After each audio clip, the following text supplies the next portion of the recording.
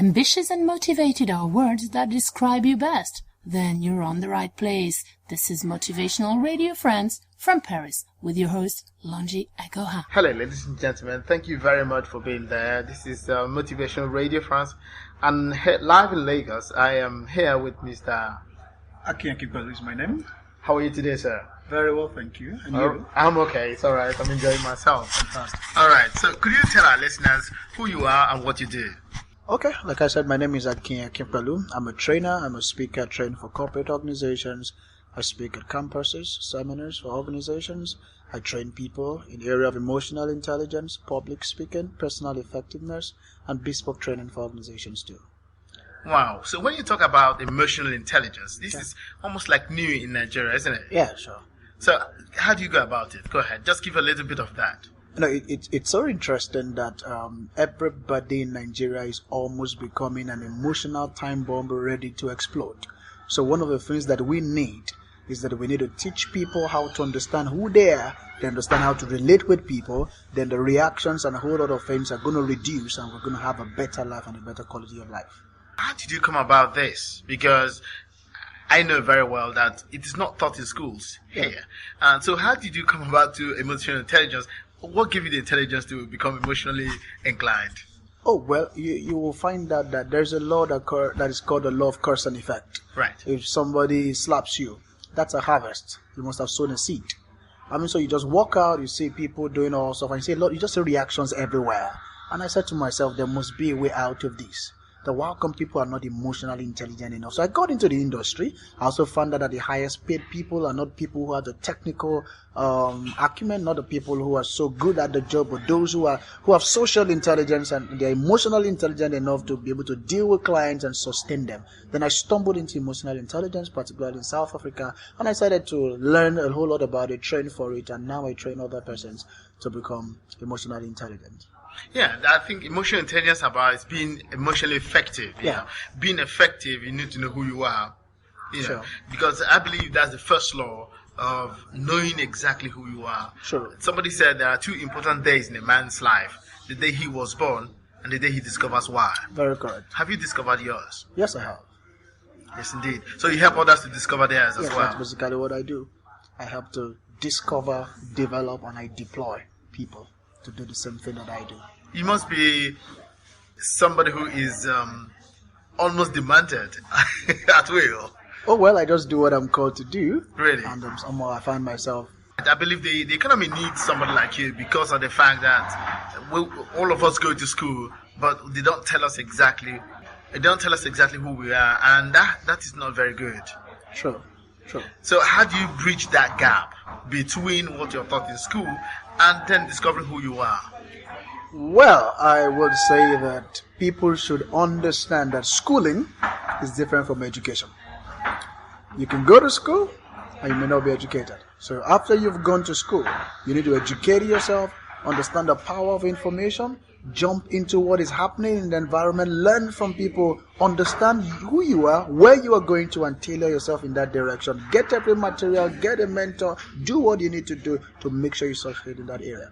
So what you're not taught in school and you learn is what they call education. Now, how would you, since you told me that you go to schools, right? Yeah. Do you tell students who are in school today how they would discover that? I mean, do you teach them that? Well, there are personality tests that we run for them. There are career pattern tests that we run for them. But basically, what we do is that we talk to them about purpose, how to discover who they are. And they look intrinsically and they come out with a substance of who they exactly are on their own, because you cannot really say that this is who you are. They need to discover it, but we just lead them to discovering it. And trust me, they're doing a whole lot of that every day. And I'm excited about that because young people are getting to know who they are. I don't know why schools in general, even anywhere in the world, find it difficult to really teach people how to discover themselves. Because that essence of schooling is about self-discovery. Why is it that schools do not, or they have not made that shift between knowing exactly what you want in life and then, the education itself? It's basically because people are not growing in knowledge. You have professors who are still professing what they learned some 10, 20 years ago. There's nothing new, no new literature, no new things in online, nothing. They're not bringing out new papers, so they still live with the stale knowledge. So what we're doing is that we're recycling ignorance from one generation to another. And that's what we find in schools today. So, but there are new things. But the people you have in the schools are people who are not willing to have a paradigm. So the idea is this, so they keep recycling the wrong things onto these people and we keep having the same wrong product come out of school. So I think it's a problem of these people who are not growing and they don't want to learn in knowledge. And once you stop learning, you start dying. So, right. I agree with you. That it's what, when you know exactly what you want, if you know that, if you're able to discover that, then life becomes a little easier. It makes it easier. Wow. In fact, that's about 50% already into I know. success. It is, because there's this thing called dichotomy between what I call hard skills and soft skills. Yeah. Somebody said hard skills open the doors, soft skills make you survive. True. See, when you go to the university, you study mechanical engineering and all that, but it is not that mechanical engineering that survives you. It is the soft skills. True. That how do you connect with people? How do you communicate? That's why I said that your technical knowledge does not really count much again. IQ, intelligence quotient, is not even counting much. You can know the job so much, and you're not the highest paid in the organization. That's right. I mean, you get into organizations, see people who know this thing well, but they're not paying them well. And they're not living well, and you just find somebody who's got good soft skill, good managerial skill, who's emotionally intelligent and is a project leader and manager. The person just comes in and he just coordinates the brain and harnesses the potential of everybody and is well paid. And that's what they call emotional intelligence. The company will only pay you for the client you can keep, not for the job that you can do. If you do the job and there's no client to carry it, then what happens to the company? So the world has moved from intelligence quotient to what they call social intelligence, or what we call emotional intelligence. Or people skills. People skill. Fantastic. That's it. So it is. It's all about people skills, because at the end of the day, you either do something for somebody or you do it because of somebody. Yeah. That's why we do things. Sure. And so if you cannot connect to people or connect with people, then life will become a bit difficult. Sure. I agree. Great. Do you have any other thing to say to our listeners? Well, I would say that discover who you are.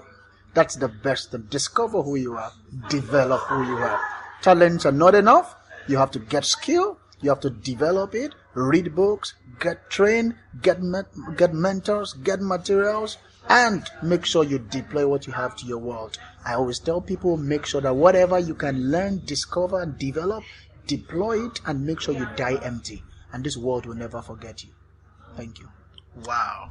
Did you write? Have you written any books or something like that? Oh yes, I have a lot of hard copy books and some online books. Go ahead, tell our listeners. Oh, we have Stay in Your Process. It's a book that helps people to understand that life is in stages. You have to be 10 years old before you're 11 or before you're 12. So there's certain things you must learn, pick up, and a whole lot of magazines and all of that I publish online too. Thank you very much. You're most welcome. To have Lonje Akinpelu speak at any of your organizations, activities, churches, schools, companies, or any other platform, please call 081-0476-1930 or +33 6 0920 1972. Alternatively, or log on to www.agonlonge.com. Thank you.